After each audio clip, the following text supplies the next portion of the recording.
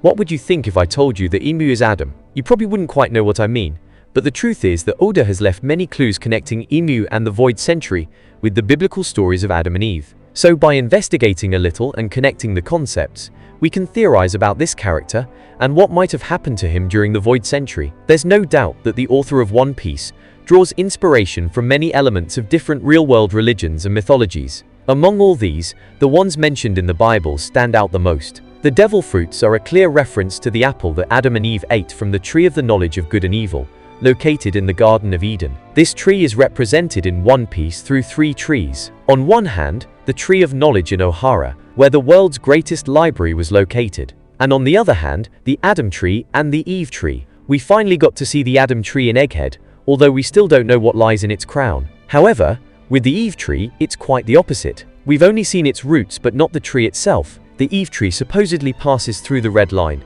which means it stands above the island of Fishman Island. This is important, since this tree has the ability to absorb sunlight and send it down to its roots to illuminate the ocean floor, allowing Fishman Island to have light. But as I said, we've never actually seen the tree itself. There's a very important line from Usopp when the Eve tree was first mentioned. He wondered whether there might be a connection between the Eve tree and the Adam tree. Why did Oda include that line? Obviously to hint that there is indeed a connection between these 2 trees. Otherwise, having Usopp say that would have been pointless. Considering that Mary Geoise is home to the Eve tree, or rather to Imu who guards it, we could have deduced long ago that now that the Mugiwara have arrived in Elbaf, where the Adam tree is located, this would be the moment when Imu steps into action, playing a role in the arc's events and revealing some of his secrets. Imu is the element that connects the Adam and Eve trees. Now then, if Imu is the one who protects the Eve tree, it's most likely located in his secret area, the Flower Garden.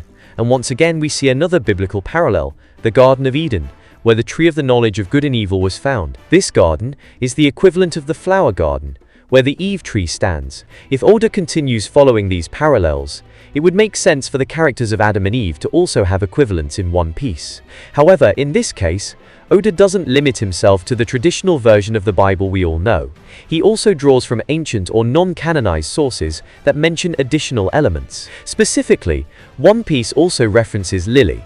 According to certain texts, God first created Adam and Lily in his image and likeness, meaning Lily was Adam's first wife. Later, Eve would be created from one of Adam's ribs. As we know, One Piece features a character named Lily. From the conversation between Cobra and Imu, we learn that Lily was the ancient queen of Alabasta during the Void Century. It seems that this character was very closely connected to Imu, but eventually betrayed him. However, Imu couldn't confirm that betrayal until the present day, when Cobra revealed that the Nefertari family also carries the D in their names. In some well-known writings, Lilith, or Alili, is associated with a demon, as she abandoned Adam after refusing to be submissive to him and never returned to the Garden of Eden.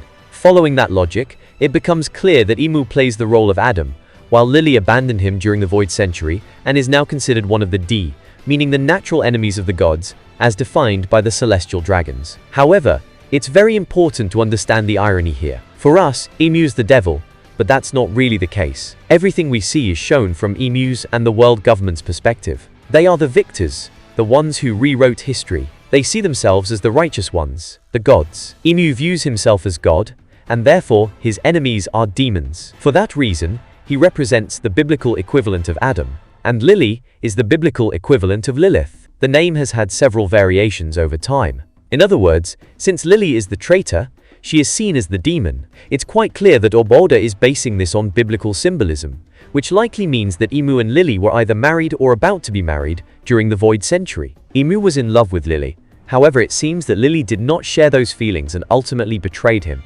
But we still have the equivalent of Eve, who, according to some texts, would be Adam's second wife. In my opinion, Oda no longer needs to use Eve as an actual character. He simply used her name for the tree in the Flower Garden, which serves as the equivalent of the Tree of Eden. Continuing with this parallel, Adam ate an apple from that forbidden tree, and was thus condemned and cursed by God. The theme of the devil fruits clearly draws inspiration from this story, which suggests that Imu also ate his own forbidden fruit.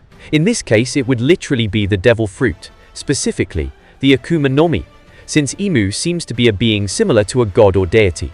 Therefore, the Eve tree would be the tree that gave birth to all devil fruits, meaning that the location we now know as Mary Geoise is actually the site of the ancient prosperous kingdom from the Void Century, a very popular theory among fans. The 20 kingdoms built the world government's capital upon the ruins of that defeated kingdom.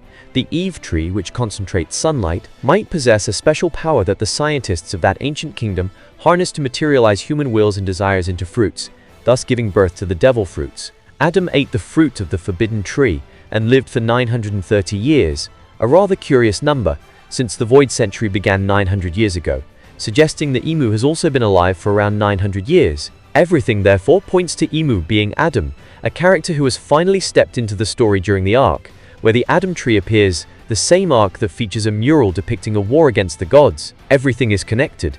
It's quite interesting. Those who guard the Adam tree worship the sun god, while those who guard the Eve tree worship the devil.